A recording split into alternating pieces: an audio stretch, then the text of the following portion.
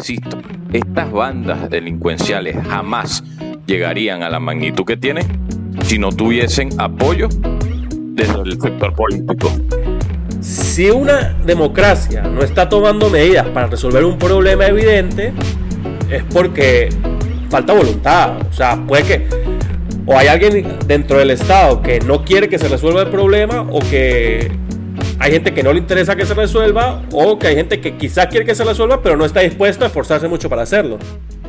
Ajá, bienvenidos nuevamente y prosigamos con la conversación que teníamos. Ahora, continuando con el tema de la criminalización en Latinoamérica, le haré la siguiente pregunta. Y es que a pesar de que hay una mayor amplitud a la democratización, a la participación, a la institucionalización en los distintos países, vemos que hoy la criminalidad ha aumentado notoriamente, los grupos armados, el narcotráfico. Entonces, realmente ¿a qué se debe? Ya que estos modelos democráticos no han dado la respuesta eficiente a la sociedad civil. Bueno, es que yo creo que no es incompatible que una democracia luche en contra de unas bandas armadas. El problema que se está planteando en Latinoamérica es que al final del día lo que la gente ve es que el régimen, por ejemplo, de Bukele, es el que es el más efectivo en contra de esa problemática. Entonces, bueno, naturalmente asocian la resolución del problema con sistemas más, digamos, autoritarios. Eso evidentemente no es así y tampoco se puede considerar así. El hecho de que los presos puedan tener derechos humanos no quiere decir que tú eres blandengue hacia la inseguridad o a esas bandas armadas, ¿no? No son cosas excluyentes. Tú puedes combatir perfectamente la inseguridad con derechos humanos. Ahora, ¿por qué no se hace? Bueno, porque yo insisto, yo creo que al final del día las bandas armadas se infiltraron en el Estado, y no solo, bueno, no es que se infiltraron en el Estado, es que son promovidas desde el Estado por intereses económicos. Porque para muchos políticos es fácil que los tipos hagan el trabajo sucio, es decir, los delincuentes, y ellos reciban una tajada de todo ese proceso sin básicamente ensuciarse las manos. Yo creo que al final del día ese es el problema de fondo aquí, ¿no? O sea, y eso es lo que ocurre un poco en Latinoamérica. Pero ¿y cómo se resuelve esto? ¿Cómo se resuelve esto? Bueno, con institucionalidad. Lo que pasa es que, bueno, un político inmerso en eso, en un país que no hay instituciones, no hay un poder judicial independiente, bueno, evidentemente que va a hacer lo que quiera, ¿no? Y se autoinvestiga, por decirlo de alguna manera. Claro, pero escúchame. A medida que los países desarrollen la institucionalidad, bueno, será mucho más fácil combatir estas bandas delincuenciales, porque, insisto, estas bandas delincuenciales jamás llegarían a la magnitud que tienen si no tuviesen apoyo, el respaldo desde el sector político. Claro, entonces uno allí tiene que ser claro y práctico, como dice Enrique. Y es que si uno se da la tarea de analizar la situación, vemos que en los nuevos gobiernos que han llegado a distintos países, que son conservadores, que están desligados o divorciados de los partidos tradicionales, por lo menos en los últimos 30, 20 años, observamos que hay un crecimiento notorio de la criminalidad, de la violencia, sea el caso de Argentina o el caso notorio de Ecuador, donde vemos que se triplicaron los homicidios, la delincuencia, donde hay actos que son abominables, que son preocupantes, como el caso del asalto al canal de televisión, que es perturbador y alarmante. Entonces tú dices, algo está pasando, porque eso no aparece de un momento a otro. Entonces le pregunto a Enrique, ¿qué está pasando o cuáles son las causas de eso? Bueno, la criminalidad voy a usar el caso de Ecuador, ¿de acuerdo? Yo no me considero experto en Ecuador, pero por lo que sé, sí es un caso muy emblemático, en el sentido de que hace 20 años, hace 15 años, hace 10 años, inclusive creo que no era un país reconocido por su criminalidad, creo que era uno de los países más seguros de Latinoamérica. Hoy en día es el más inseguro, o sea, en términos científicos, es el país con más casos de criminalidad per cápita de Latinoamérica, y es algo que pasó en menos de una década. Ahora, ¿por qué surgen estos grupos criminales, o digamos por qué estos grupos criminales se fortalecen, porque a lo mejor estos grupos tenían décadas, 30, 40 años existiendo en Ecuador, pero no con la fuerza que parecen tener ahorita. Lo que dice Aldrin, puede que haya alguien desde el Estado o desde alguna facción política importante dándoles algún tipo de apoyo o algún tipo de coordinación. También puede ser, como también pasa, es que básicamente el gobierno se distrae en otras cosas, no cumple con sus deberes y pues los grupos criminales que siempre va a haber, pues hacen fiesta, empiezan a fortalecerse. El caso de Ecuador es emblemático en este momento, o sea, creo que va a ser emblemático en el sentido de que llega un nuevo presidente, el presidente Noboa, y gran parte de su campaña era acabar con la criminalidad, que era una de las grandes preocupaciones del pueblo ecuatoriano. Empieza a tomar medidas, claro, medidas, no lleva mucho tiempo en el gobierno, pero empieza a tomar medidas y parece que los grupos criminales responden a esas medidas, y ahí fue cuando vimos los eventos de Ecuador, que se tomaron universidades, estaciones, prisiones, estaciones de televisión, claro, como una especie de respuesta a estos intentos iniciales de controlarlos. Creo que de alguna manera, por más horrendas que fueran esas imágenes, por más tenebrosas que fueran las implicaciones, de alguna manera esto va a hacer que el gobierno de Noboa y la seguridad de Ecuador salgan, digamos, fortalecidas. En el sentido de que, lo que digo siempre, ¿no?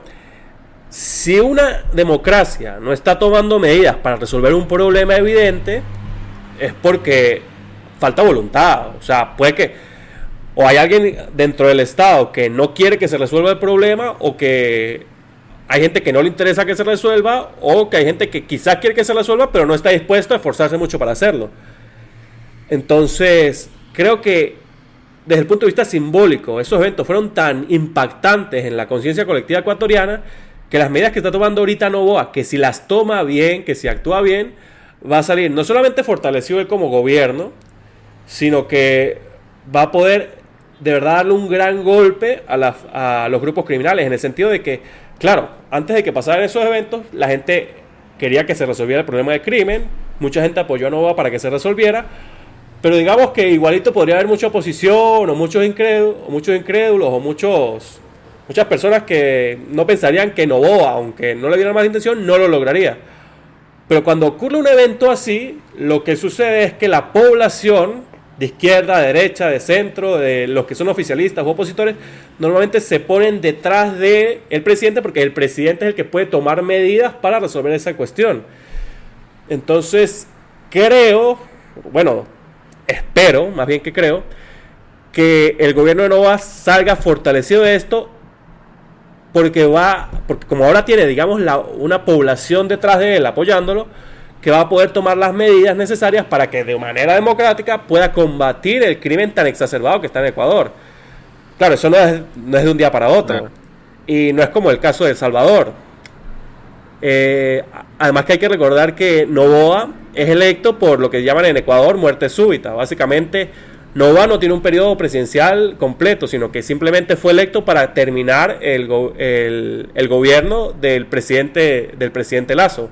Es decir, va a completar creo que 2 años de gobierno, quizás menos de 2 años de gobierno. Podría ser electo quizás, pero significa que no tiene un periodo entero para hacer lo que se supone que debe hacer. Sí, no, y recordemos que asesinaron a un candidato a la presidencia el año pasado, a finales del año pasado. Claro, ahora fíjate, yo creo que según entiendo, digamos, el gran problema tiene que ver con el narcotráfico. Esas bandas, básicamente, son especies de carteles que hacen vida en Ecuador, incluso con mucha influencia de los carteles mexicanos. Por eso que tienen tanto poder también, ¿no? Entonces, evidentemente, lo que ellos plantean en Ecuador es una guerra en contra del Estado. Claro. El Estado tiene que responder de la misma manera, está obligado a hacerlo. La izquierda lo que hace, lo que propone la izquierda en todo caso es alcahuetear la conducta. Porque a mí, y yo voy a hacer, una cosa son los derechos humanos y otra cosa es cómo se combate la delincuencia. Por ejemplo, a mí nadie me va a convencer que alguien, una persona, que haya matado, que tenga 3 asesinatos encima, 2 decapitaciones, 3 violaciones, puede ser regenerada en la sociedad. Nadie me va a convencer de que eso es posible. Oye, La, la, escue- la izquierda, pero la izquierda te dice eso. La izquierda que te dice no exacto. vale. La izquierda te dice no vale, sí vale, hay que regenerarlo. No, Es además dice posible que no es culpa de regenerarlo. ellos. Por supuesto. Entonces, eso es una estupidez. Y este tipo de personas, este tipo de delincuentes tienen que ser combatidos, pero con todo el peso de la ley. Claro. Con Ojo, todo pero el no, peso de la ley. lo que también es importante mencionar es que no se ataca simplemente con violencia, ¿ok? También hay que hacer la educación, porque el sistema, bien es cierto que muchos jóvenes caen en la delincuencia, en las drogas, en malos caminos, es porque de repente no tienen otras oportunidades, está en un sector bastante popular, un sector violento, y bueno, y es cierto, y esto es una ciencia cierta, el entorno que tú te encuentres, la probabilidad de que seas tú igual es alta. Entonces, si cada vez hay más pobreza en el continente, cada vez hay más violencia, cada vez hay más droga y nadie hace nada y no hay educación, no hay buenos salarios para los profesores, no hay incentivo para que esto estudie, el índice de violencia y de criminalidad va a subir. Bueno, pero ahí hay dos vertientes. Yo diría que hay dos vertientes allí. La primera, a corto plazo, que es sacar de circulación a los criminales de hoy día. Y la segunda, a largo plazo, que tiene que ver con lo que tú estás explicando, que son a las nuevas generaciones, precisamente crearles las oportunidades para que no tengan los incentivos de involucrarse en esas bandas. O sea, tú tienes que actuar en los dos frentes al mismo tiempo. Yo creo que esa es la política, esa es la respuesta a esa problemática. Y por supuesto tiene que ver, a ver, es mucho más grande que simplemente reprimir.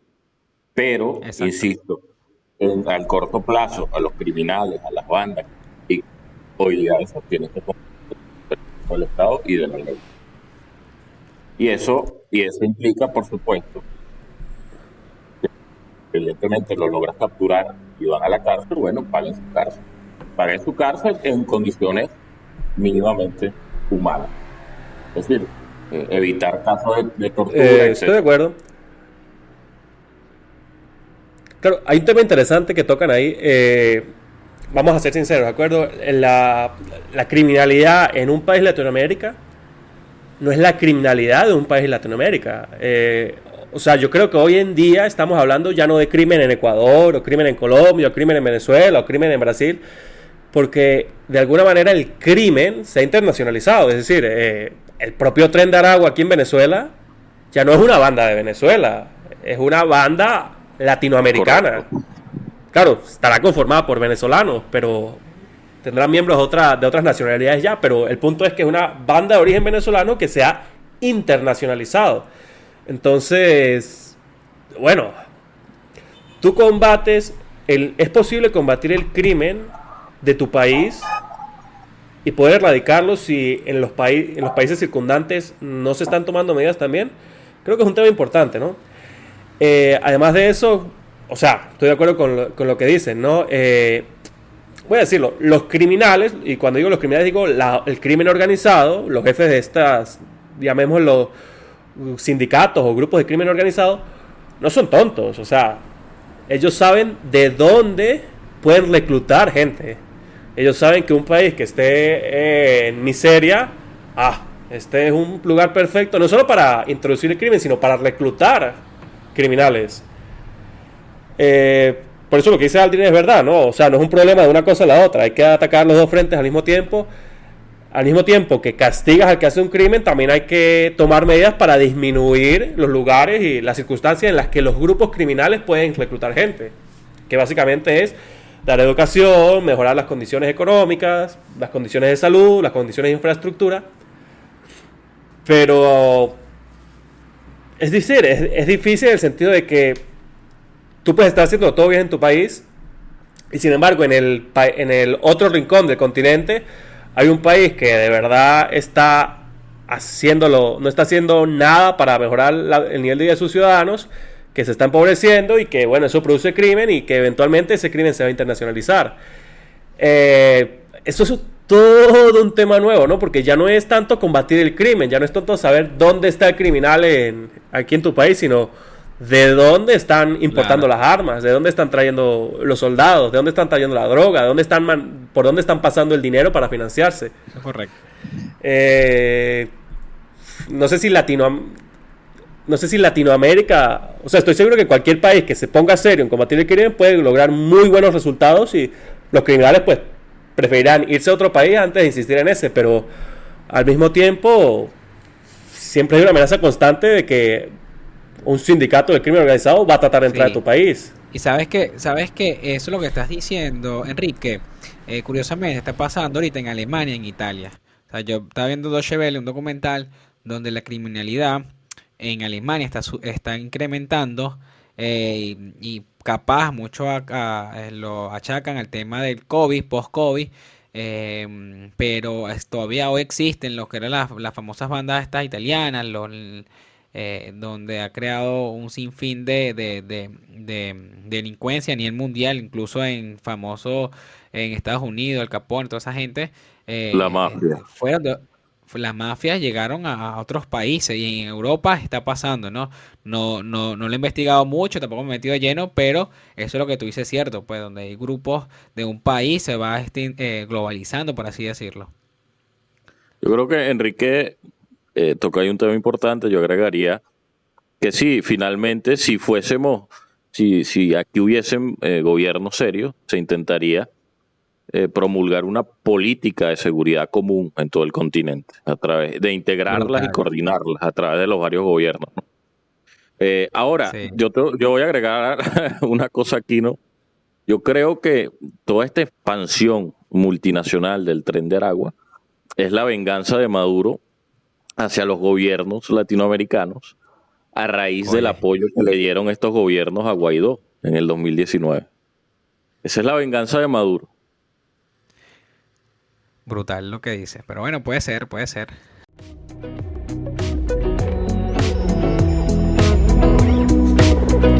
Ajá, gracias por acompañarnos, espero que les haya gustado y atento que se vienen cosas grandiosas, así que cuídense, sayonara.